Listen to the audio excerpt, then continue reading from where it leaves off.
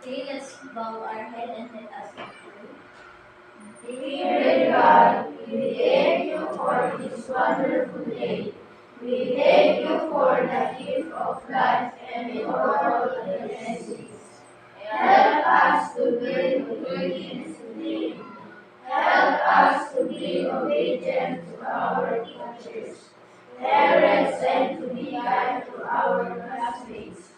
Let peace and unity prevail in our home, school, community, and country.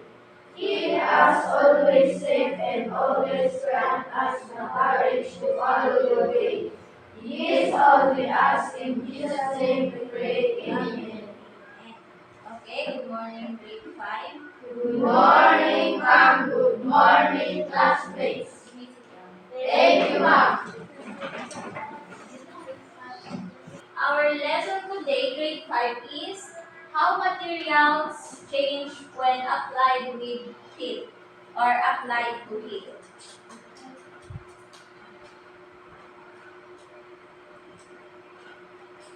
It says here that when heat is added to substance, the molecules and atoms vibrate faster. As atoms vibrate faster, the space between atoms increases. Mungat nga to kano. The motion and spacing of the particles determine the states of matter of the substance. Solids, liquids, and gases expand when heat is added. Mm. Bago tayo, before we proceed to our lesson, balikan muna natin yung napag-aralan natin kahapon. Let's answer this. Based on the given physical and chemical properties of matter, identify which property is being described and choose your answer from the words in the box. Number 1, ability to break easily. Weakness. Okay, very good. About number 2, ability to decompose by microorganism. Bioavailability. Very good. Okay, ability to let the heat and electricity to pass through. Conductivity. Excuse me, madam. May I just ask, sino sa inyo ang may mga sore eyes daw? Dati na may nakaka-experience sa inyo mga sore eyes daw ka? May sore eyes? Di, agregat di matangan mong muka. Pottery. Ano, baka dati sore eyes yun. Yung monitor reset, ang mga pinag-reset na baka na sore eyes na. Kasi may nakababa, awan mo sa awan mo na yun, awan mo lang nabangir, mga sa baba ko ngayon. Sige, tayo sir, ang zero tayo dito. Yes. Okay, let's continue. Number 4. Ability to be stretched and return to its original shape. Elasticity. How about the ability to resist pressure that may cause deformation? Hardness. Example, stone. Hardness. Next. What's new? Let's answer this. Just say star or a moon. You say star if it shows physical change or a half moon if it shows chemical change. Number 1, heating of handful of sugar.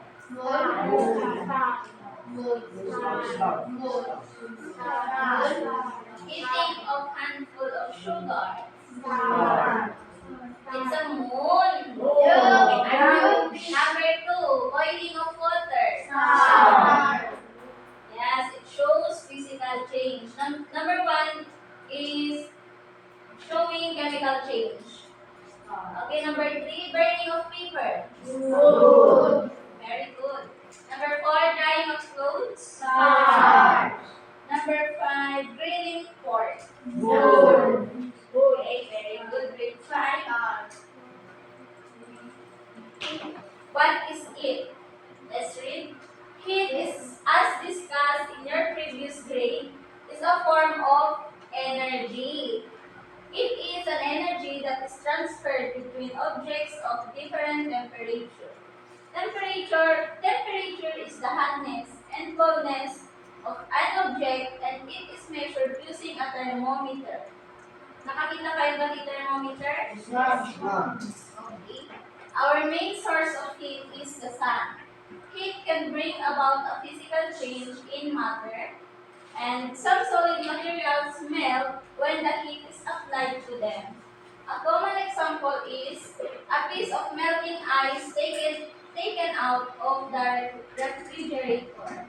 The ice absorbs heat from the surroundings, which will then melt after a few minutes. On the other hand, water evaporates when it is subjected to heat. Just like when your mother hangs your wet laundry under the sun. After several minutes or hours, the clothes become dry, which means that the water in your clothes evaporated. Mhm. Also, heat does not only produce a physical change in materials. Sometimes, heating a material causes it to undergo chemical change. The chemical changes caused by heat are irreversible. One common example of this is cooked food.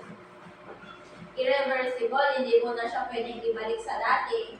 Kagaya ng example niya, cooked food. Nalutong makan. Mabalik mo ba pagbalinan na kan na naluto? Oo. Kaya siya irreversible. Next, the egg your mother cooked for your breakfast has undergone a chemical change.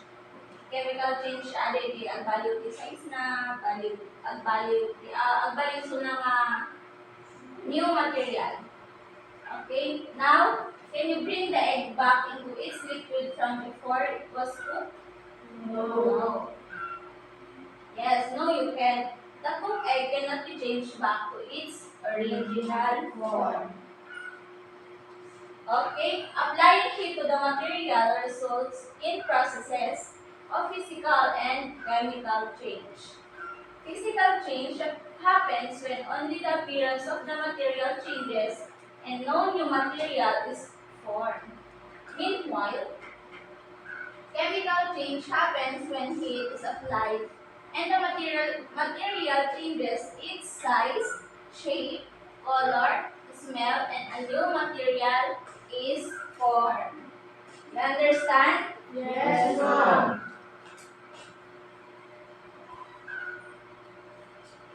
Sure kayo, naawatan nyo. Yes, ma'am. Chemical change and physical change. Titin tayo nga.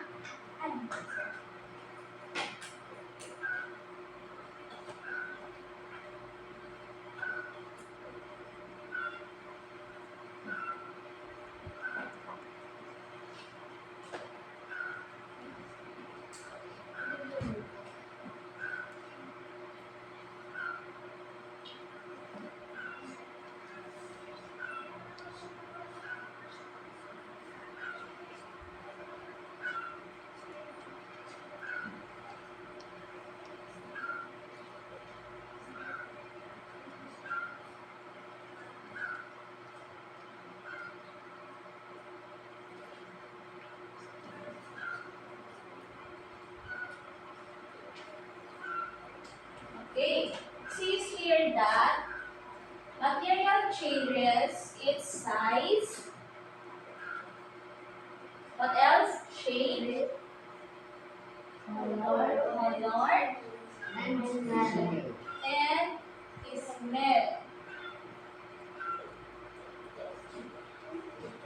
Okay. Do you understand? Yes, ma'am. Very good. So now we will going to have an activity.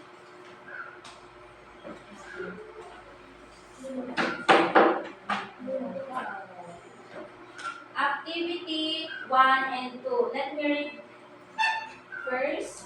Activity 1. From the given activities below, identify which shows physical change or chemical change by writing your answers using the table below as a guide. And activity 2, before you answer, I will first the directions. Read the following sentences carefully and write through if the situation shows how matter changes when applied with heat, and write false if not. Okay?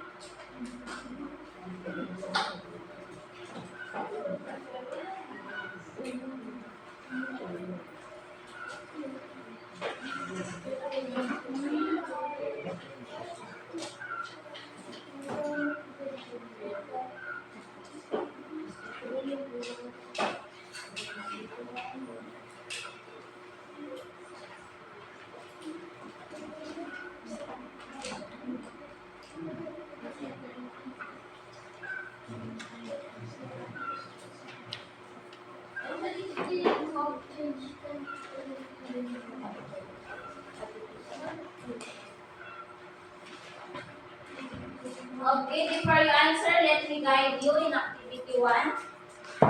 Frying egg. Is it physical change or chemical change? Anong nagbabago kapag pinay mo yung egg? Nag-fry ka ng egg. Diba?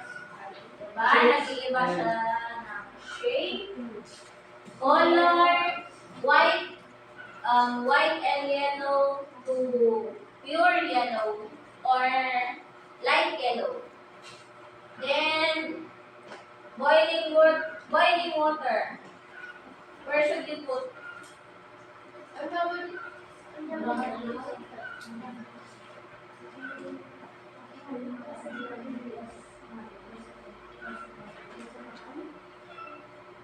Chemical change. Chemical change din yung masukatan.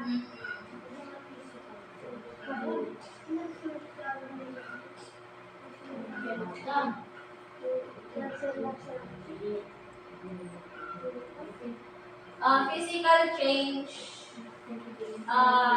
pwede siyang mag-iba lang ng kulay, pero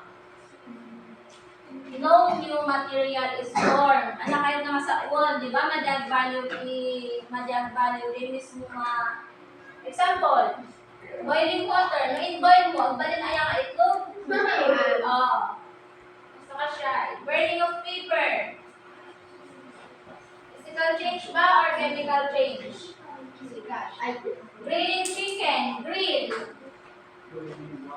Nag-iiba lang siya ng kulay. Nakakita kayo ba ni agree-grill ito yung bang? Lechon.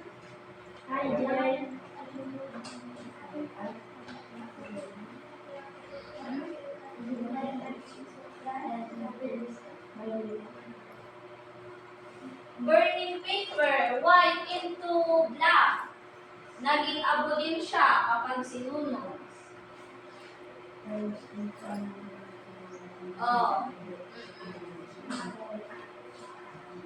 Drying fishes under the sun. Ang balin aya iso ng manok.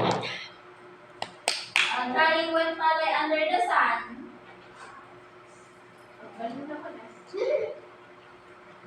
Melting of ice cream.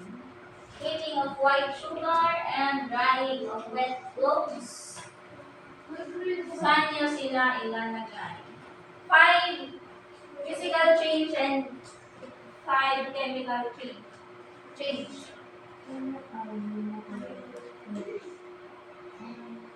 Okay.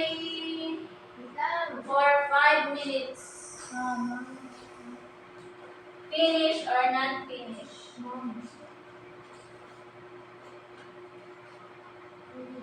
No more questions. You said earlier you understand our lesson. Just answer.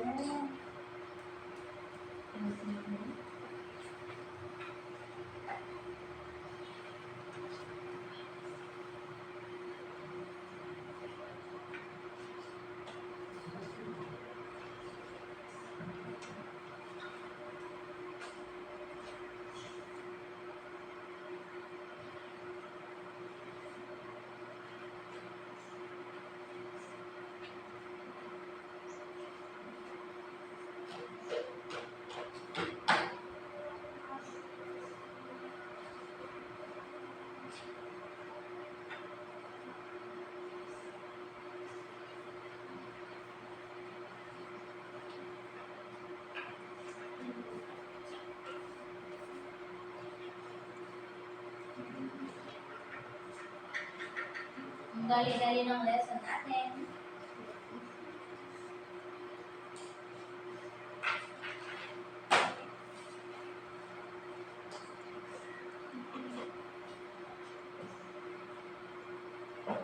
Don't forget to write your name in your answer sheets.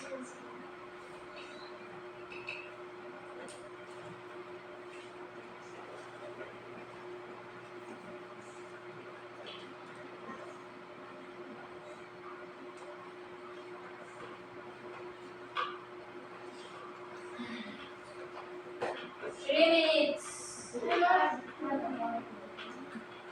Alam, check kayo. Yes.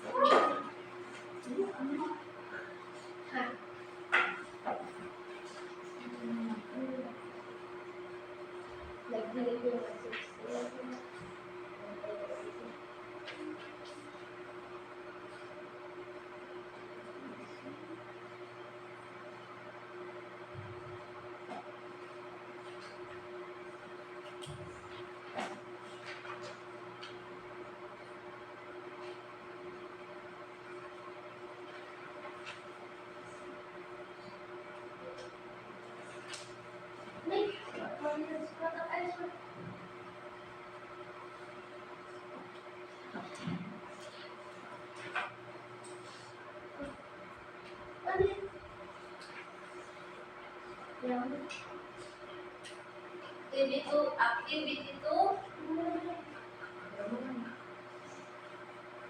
Melting ice cube, boiling water, and drying clothes are examples of physical change. Tama ba, mali? True or false? Physical and chemical changes are results when heat is applied to matter. True or false?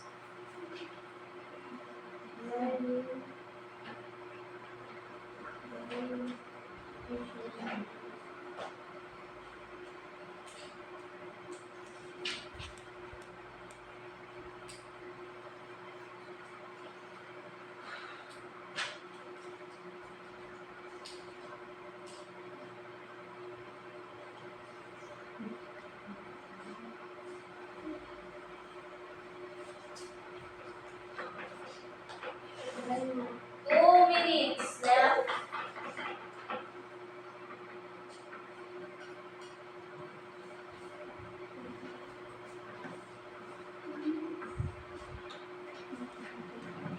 Oh, I forgot to check your heels, your feet, your hands, if your nails are clean. I'll check it later.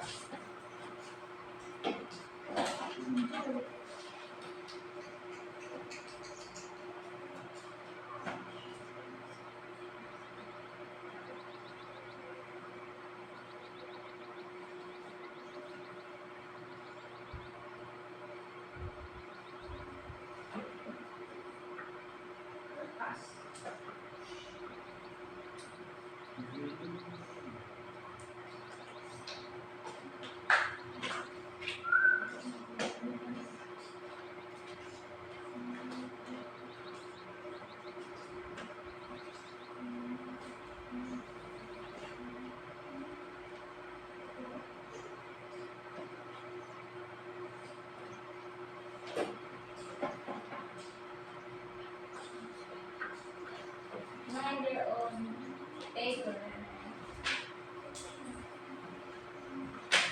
Finish?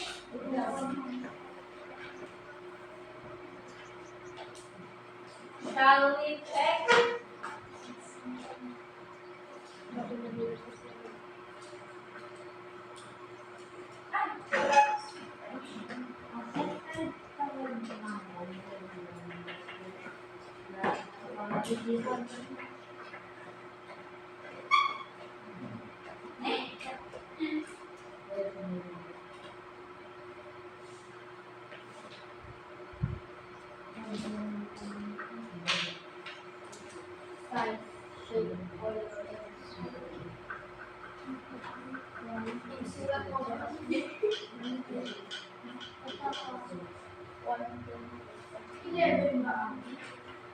Ay, I'm sorry. Then ang amin True or false?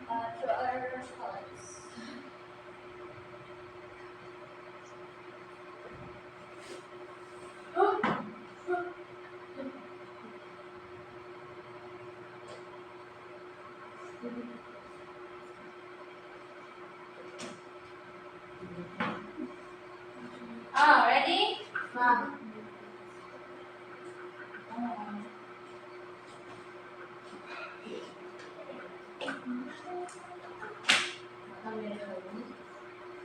Yes.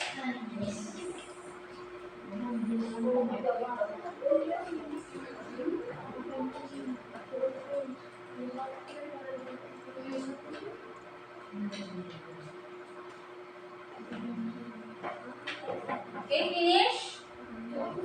Madam, magsaroon tayo activity no? Yes. True or false?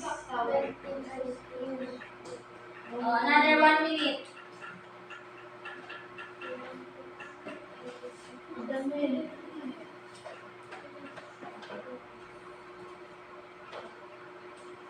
Hey, why are you eating your ball pen?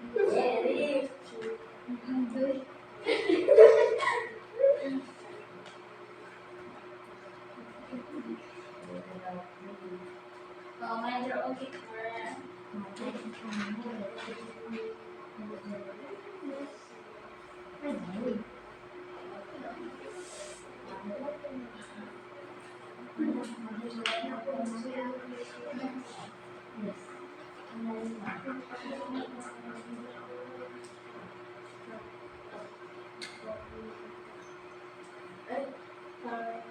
Robin, finish?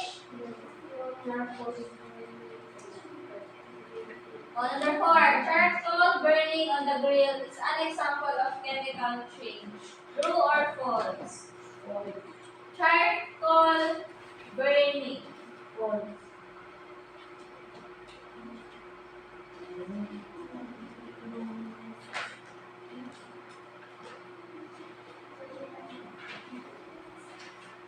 Number 5, when heat is applied to matter or a material, nothing happens. Is it true or false? False.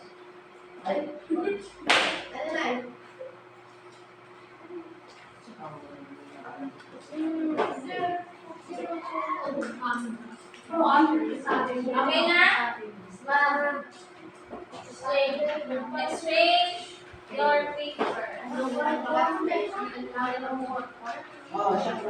Exchange.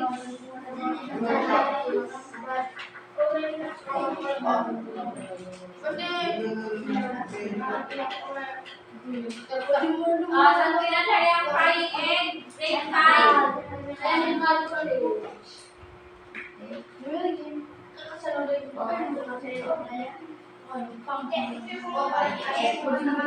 Boiling of water.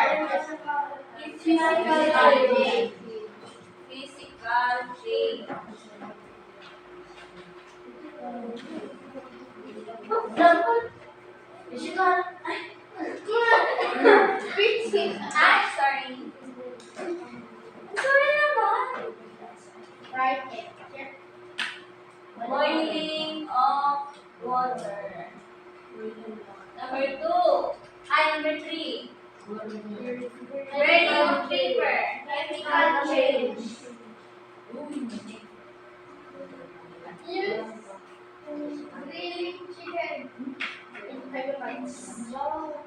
How about grilling chicken? Physical change.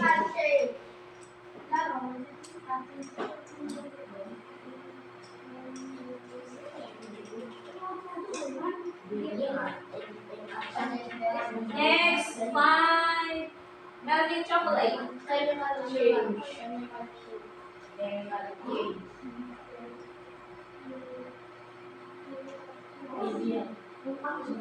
It forms a new material. Diba? Nag-melt siya, naging liquid yung solid. Okay, drying of wet clothes. Physical change.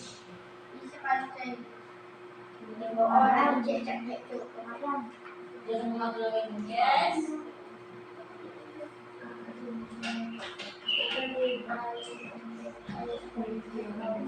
Yes.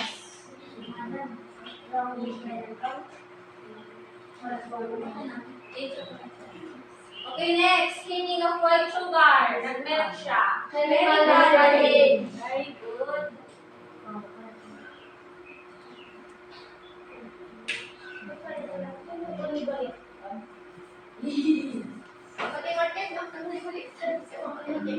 Okay, number 8. Melting of ice cream. Chemical change. Same with chocolate.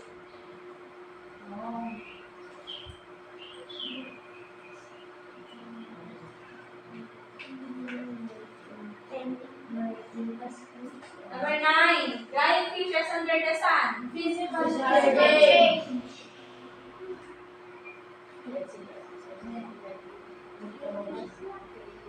Number 5. Drying wet pallet under the sun. Physical change. Very good.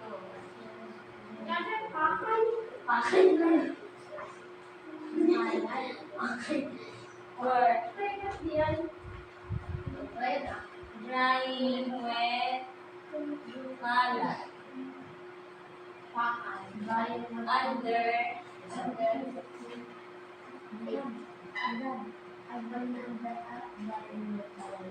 Yes. Di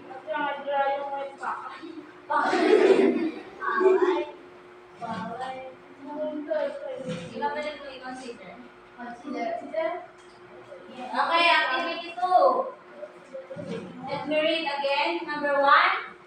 Melting ice cubes, boiling water, and drying clothes are example of physical change.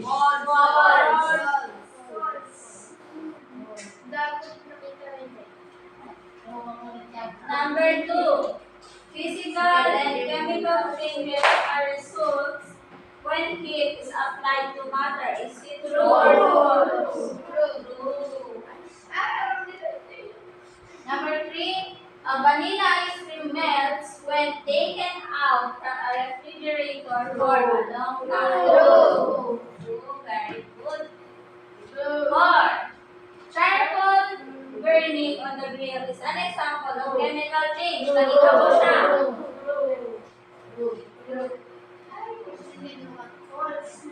Number 5. When heat is applied to matter or material, nothing happens. Very good.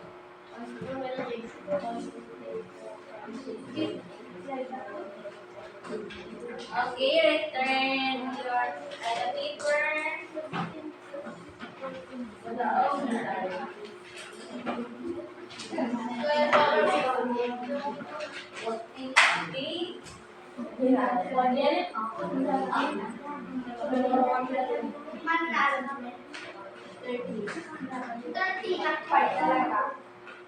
Ano ba number 4? Ano ba number 4? That's record.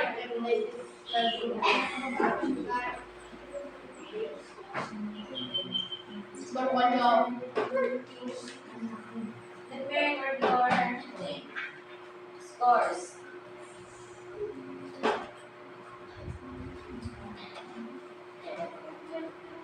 Shari. Very good. Akisha.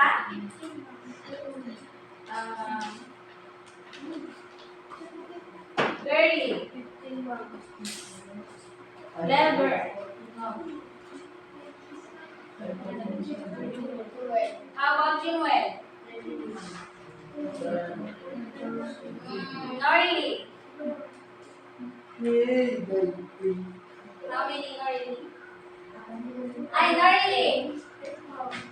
8. Janine. Jayan. Norilyn. Cloud Derek. No? Mary Jane. Mr. Inda. Robbie. 13, ma'am. Avon Joy. 13, ma'am. And last, Okay. Mr. Pinky Han. Let's clap ourselves. Another one. Ay may fun pa kayo. Activity 3. Dami ba? Hindi ko jacket. Ajay. Dapat na. Activity 3. Hi.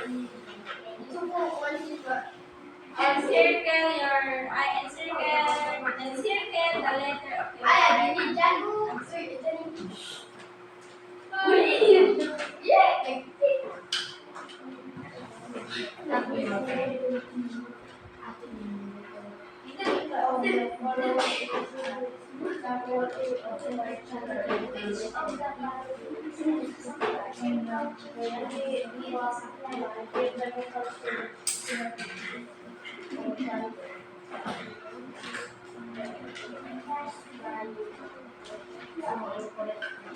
Number 1.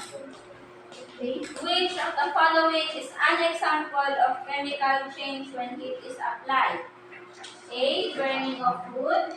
B. Drying of clothes. C. Freezing of water. D. Sharpening a pencil.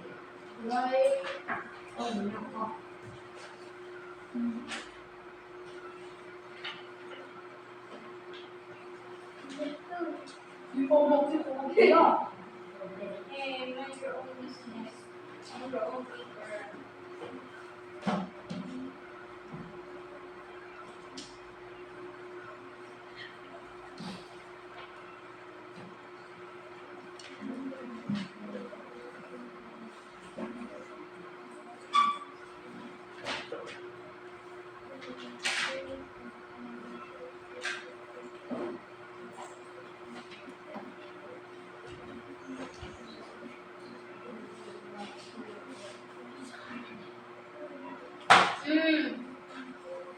Iwanjo and Robbie, what are you doing?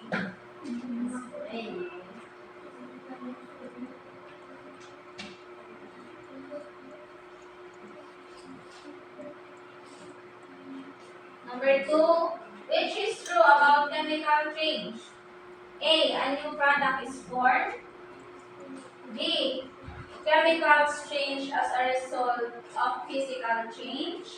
C, the product can be changed to its original form. And thus, a chemical change is more important than any other process.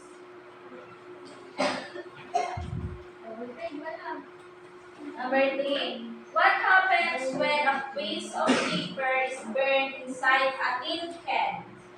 A piece of paper is burned inside a tin can. A new material is formed. B, there are no changes. C, both physical and chemical change happen. D, it turns to ashes and after a few minutes, it turns to its original form. A new material is formed. What happens when a piece of paper is burned inside a tin can? Tin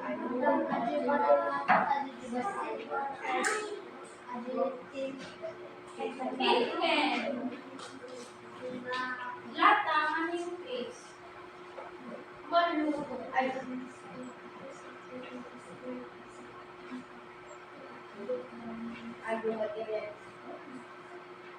Four.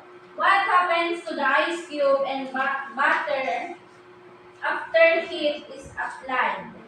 A, they melt, physical change happens. B, they melt and chemical change happens. Nothing happens to the materials.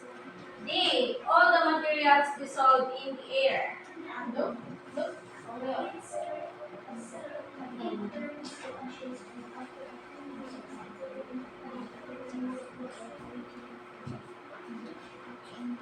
What process, number 5 na tayo.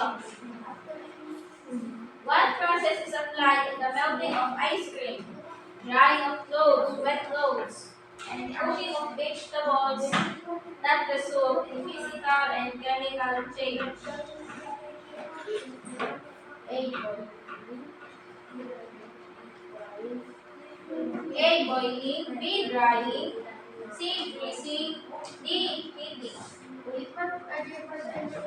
What process? Number 5. What process is applied in the melting of ice cream, drying of wet clothes, and cooking of vegetables that result in physical and chemical change? A. Boiling. B. Drying. C. Freezing. Or D. Heating.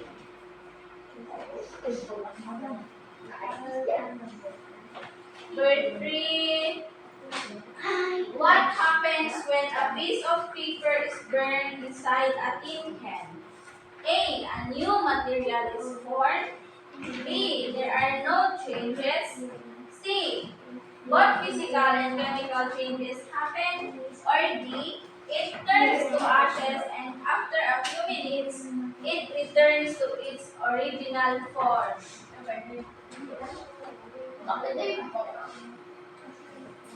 Okay, finish. Yes, ma'am. Exchange.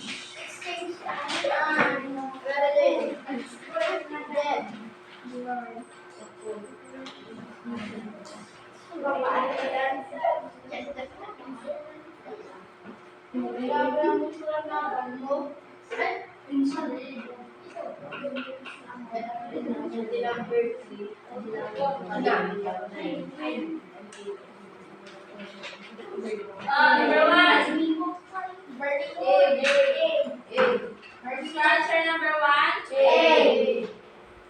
A. Number 2. A new product is born. Number 3. A new material is formed. Yeah. Naging area lang.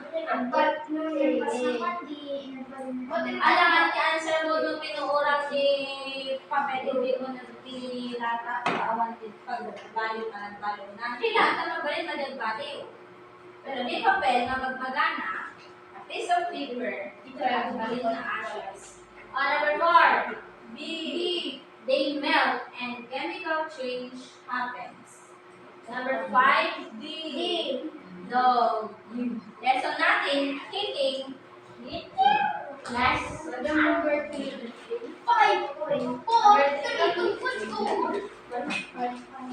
Ugat 5. Wow. Ugat 4. Ugat 3. 2. 1. Okay, pass your paper.